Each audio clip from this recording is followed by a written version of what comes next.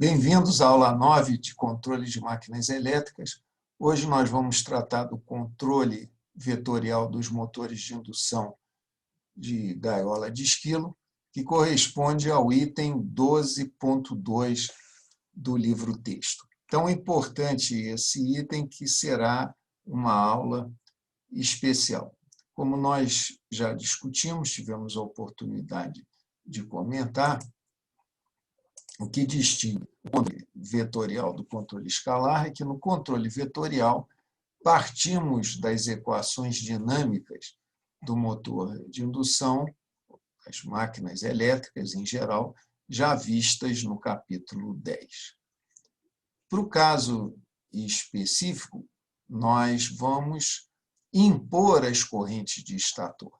É como se tivéssemos já aqui uma malha de controle de corrente. Perceba que isso é que foi feito com o motor de corrente contínua. E é sempre isso que se faz quando se quer alto desempenho. Impor a corrente que for possível impor, porque o torque está diretamente relacionado a produto de corrente. Então, com os conversores eletrônicos que vimos no capítulo de conversores alimentando máquinas de corrente alternada, aprendemos o conversor com imposição de corrente. Então, a equação 10.35 não precisará ser considerada, pois estamos impondo IS. A única equação que nós vamos ter que trabalhar é a equação de rotor. E, nesse caso da equação de rotor, como se trata de um motor gaiola de esquilo, o R é igual a zero.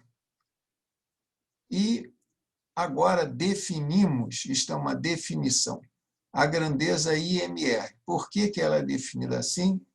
É uma definição conveniente, as equações vão ficar bem arrumadas, muito próximas às equações de uma máquina de corrente contínua. Note que IR é só uma representação do fluxo enlaçado pelo rotor.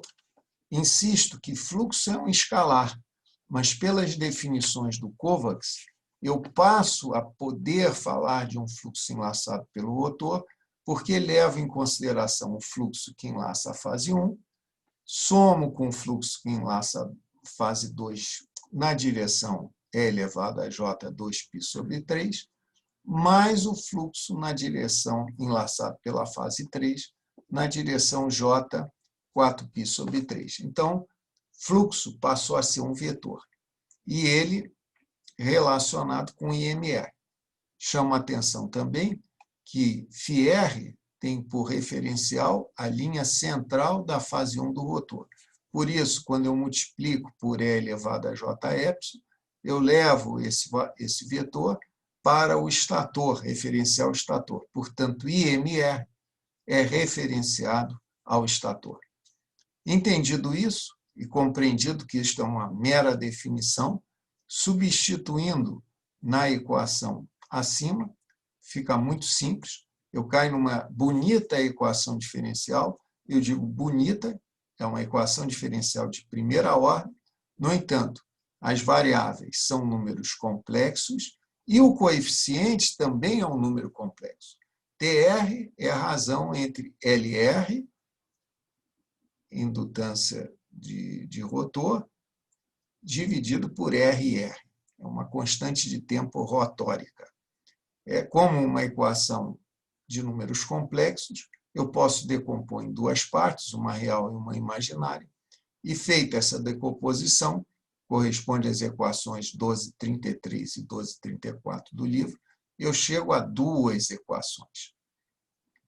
Essas duas equações aparecem variáveis novas, nós vamos ter que explicar quem são. Mas aqui aparece ISD e ISQ.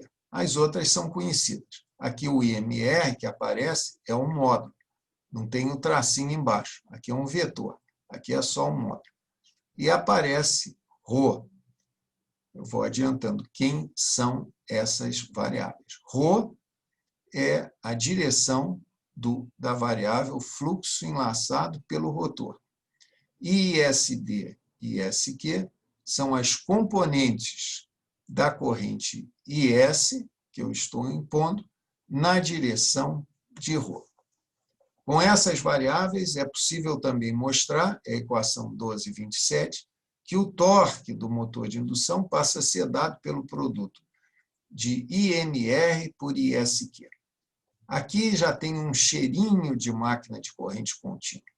Vamos ver isso mais claramente na próxima transparência. Primeiro, entendendo melhor as variáveis. Essa é a figura 12.11 do livro. Eu tenho o vetor IS, de fácil obtenção, porque eu posso medir as correntes das fases 1, 2 e 3, e através daquela proposição de definição de vetor espacial, chego ao IS. Se eu conhecer a posição do Ρ, que é a posição do fluxo enlaçado pelo rotor, que não é a posição do rotor, cuidado, o fluxo enlaçado pelo rotor não coincide com a posição do rotor. A posição do rotor é medida por um ângulo epsilon. Já sabemos isso desde o capítulo 10. Essa direção é a da linha central da fase 1 do rotor. Esta direção da linha central da fase 1 do estator. Esse é o ângulo epsilon. Ρ é o ângulo do rotor. As componentes de IS nessa direção é que são chamadas de ISQ e ISD. Dito isso, veja, o próprio IS pode ser decomposto na direção do estator, daria as componentes ISA e ISB. O mesmo vetor, dependendo do referencial, as coordenadas são outras. Evidente, isso sem dúvida.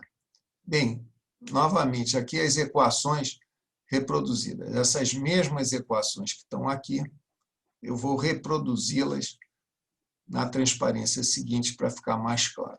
Aqui é essa primeira equação. E essa equação eu vou desenhar. Esse diagrama de blocos assustador aqui não são senão essas equações desenhadas. Vamos ver lá? Olha aqui.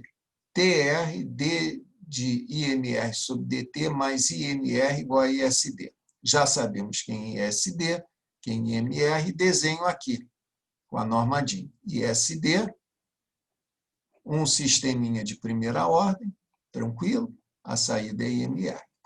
Equação 1233. A equação 1234, que me permite determinar aquela posição do fluxo enlaçado pelo rotor, a variável mais difícil, que é saber onde está esse fluxo enlaçado pelo rotor, sai de presente.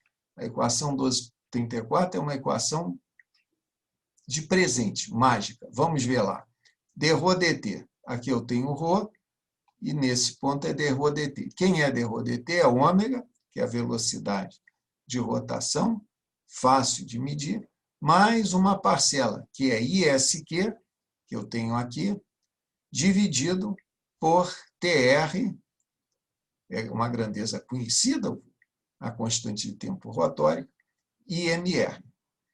Essa divisão me dá essa grandeza proporcional à velocidade, que pode ser interpretada como uma generalização da velocidade de escorregamento. Ora, quem conhece Ρ e usa as propriedades trigonométricas que estão aqui desenhadas, pode pegar as correntes IS1, IS2 e IS3,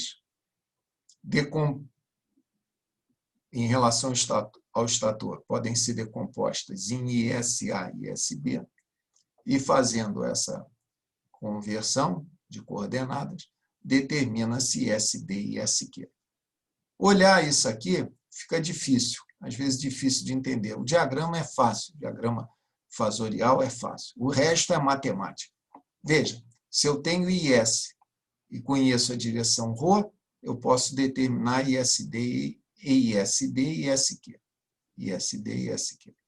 Claro que esse IS referido ao estator é o ISA e ISB. Assim chega, quando eu meço as correntes de estator, eu tenho ISA e ISB, referido ao estator. Eu preciso conhecer o ρ para chegar ao ISD e ISQ. E é como se fosse um gato tentando morder o próprio rabo, porque para chegar ao Rho, eu preciso conhecer ISD e ISQ. Isso daqui se chama um observador, é um observador não linear, tem funções trigonométricas, tem divisão. Poderia não convergir. Sim, poderia não convergir. Poderia ser um trabalho para um matemático demonstrar que esse observador não linear converge. Como trata-se de um sistema físico, e eu sei que o fluxo enlaçado pelo rotor existe, e eu confio no meu modelo, eu tenho certeza que esse observador vai convergir. E nos exercícios que tenho propostos, vocês verificarão que ele converge. Bem, então, esse diagrama são as equações desenhadas. Essa equação do torque também está desenhada aqui na figura 12.12 do livro-texto, mas não vai ser importante para o sistema de controle. É só para completar, porque as grandezas ômega, IS1, IS2 e IS3 eu posso medir do sistema. Nota por que é uma máquina de corrente contínua. Se eu escrever a equação de campo de uma máquina de corrente contínua, o E dividido pela resistência de excitação, tensão de excitação dividido por resistência de excitação, é IE T de campo, DIE sobre DT. Muito parecido, o IMR faz o papel da corrente de campo. E, finalmente, o torque de uma máquina de corrente contínua é proporcional ao produto da corrente de excitação e a corrente de armadura. Novamente, o IMR faz o papel da corrente de excitação e o IA, corrente de armadura, é dado pelo ISQ. Eu vejo aqui uma máquina de corrente contínua. Isso foi colocado nessa charge, um motor de corrente contínua, o estudante sorri, conhece. Um motor de corrente alternada, o estudante fica assustado, são aquelas equações 1051, 1052, mas se eu me posiciono no fluxo enlaçado pelo rotor, eu vejo uma máquina de corrente contínua. Isso tudo, Santo Esteban, isso daí foi parte do trabalho de mestrado de Santo Esteban, e eu publicamos no Transaction on Education, e o professor Leonardo teve a gentileza de nos referenciar na referência S6, e o artigo pode ser obtido no portal de periódicos da CAPES. Como é que vai ser o controle?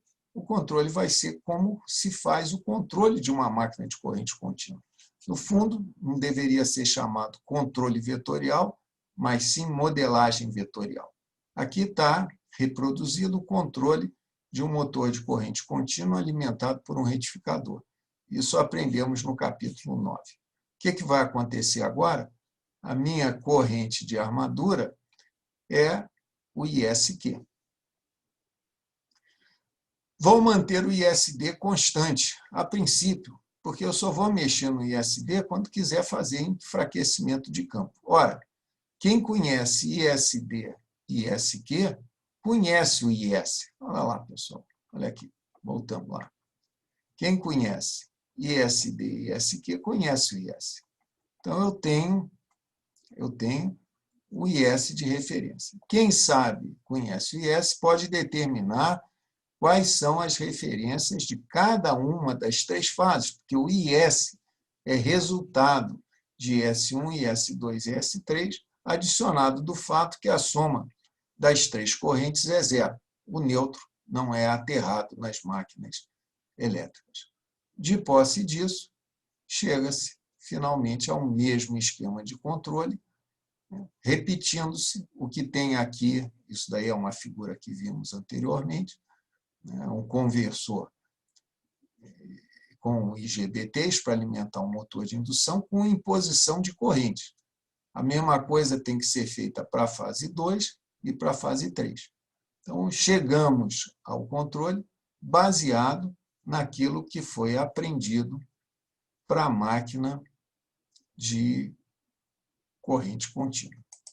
Eu espero que vocês tenham entendido essa matéria Destaco também que o que se chama de controle vetorial indireto é aquele que, em vez de se medir as correntes de S1, S2 e S3 no observador, usa as próprias correntes de referência, ISD de referência e SQ de referência, baseado no princípio de que a malha de corrente de controle de corrente é suficientemente boa e rápida para não ter a necessidade de medir efetivamente as correntes que estão circulando. Isso é uma aproximação válida, mas, evidentemente, não vai me dar um resultado tão bom quanto o controle vetorial efetivo. Tanto assim que o professor Leonardi, no livro dele, não menciona